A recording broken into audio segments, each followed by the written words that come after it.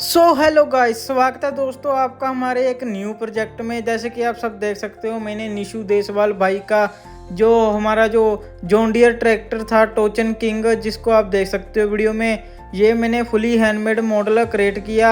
इसकी fully making video आप देखना हमारे चैनल पर, और फिर आपको पता चलेगा कैसे मैंने ये हमारा जो टोचन किंग है उसको कैसे रेडी किया। इसकी फुली लिफ्ट भी वर्किंग है और ये फुली रिमोट कंट्रोल डिवाइस है, और रियल ट्रैक्टर की तरह मैंने पूरी कोशिश की इसको रियल ट्रैक्टर की पूरी दिक्कत देने की कोशिश की। आप कमेंट करके ज़रूर बताना आपको ये ट्रैक्टर कैसा लगा, और आप बाय करना चाहते हो तो मेरे इंस्टाग्राम पर डीएम करना डायरेक्टली, फिर मैं आपको इसका प्राइस भी बता दूंगा। और वीडियो दोस्तों हम करते हैं बिना टाइम ज़ाया ना करते हुए वीडियो करते हैं स्टार्ट। प्लीज़ फुली वीडियो देखना और अपना कमेंट ज़रूर देना वीडियो में। Okay, thank you.